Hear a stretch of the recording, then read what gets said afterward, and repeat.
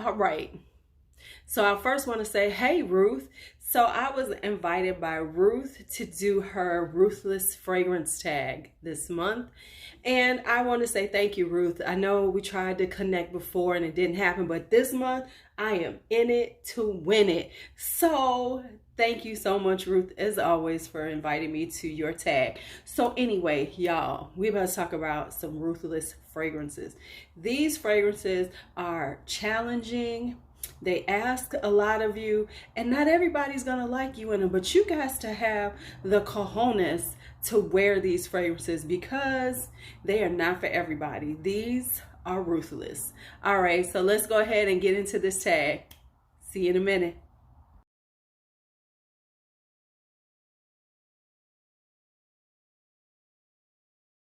Okay, so we're talking about 3 fragrances today that are ruthless, that, just they are not for everybody. They're not the easiest to wear. People are going to be challenged when they smell them, but you don't care because you love these fragrances. Well, I love these fragrances. That's what a ruthless fragrance is.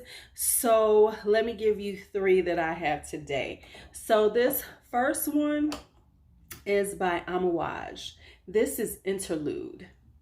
Now, first off, let's just look at how stunning this bottle is. Y'all see this blue and gold? This bottle is stunning. So besides that, let's just talk about it. Now, the thing with Amouage fragrances is that they can be challenging to begin with. They have a long list of notes usually, and you either love them right away or they take a few times to like either love or hate, because you're not going to love everything.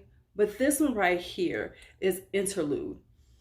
This has this kind of like Coca-Cola vibe to it when you first smell it, but as it dries down, it becomes it becomes lovely on the skin. But it does take a minute to really enjoy it, a few wears to enjoy it, because the Coca-Cola vibe is really strong. So if you don't like that vibe, it's not something that you're going to enjoy. But what it happens is as you wear it, it dries down and that Coca-Cola smooths out and you get this beautiful sweet floral going on with some woods in it. So this is one of those fragrances that you really have to take some time to wear a few times, to let it dry on your skin, to let the story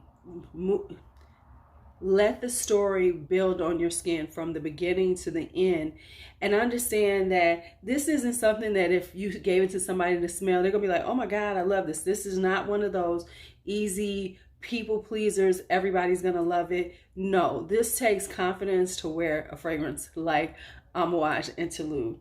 All right, so then the next one is this one right here, to go with the red I'm wearing today. This is Tiziana Terenzi's Purpura. Now, first off, another stunner of a packaging. Look at the top. It's one of the celestial tops.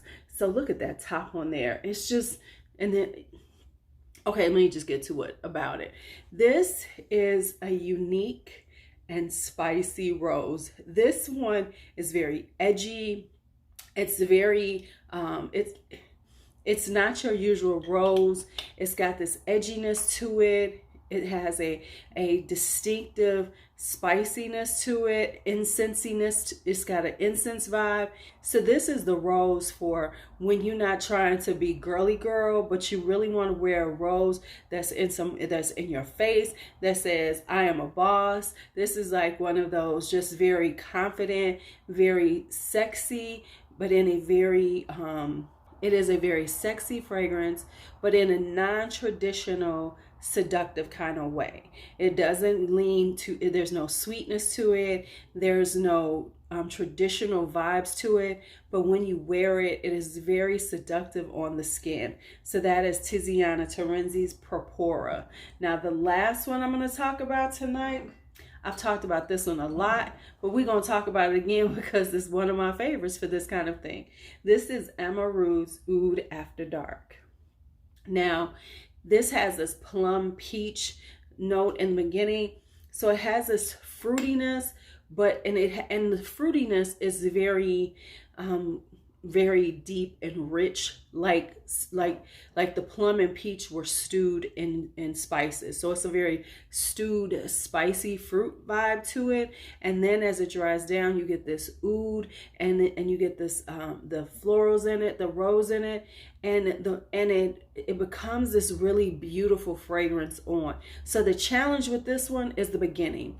The challenge is like, oh, I'm not sure about it, but as it dries down, it becomes really gorgeous. It becomes this like, but it still has this toughness about it, and it's very deep, sensual, erotic. It is one of those things that you really have to have confidence to wear, because it says so much about the person wearing it without you saying a word. So that is Amarud's Oud After Dark.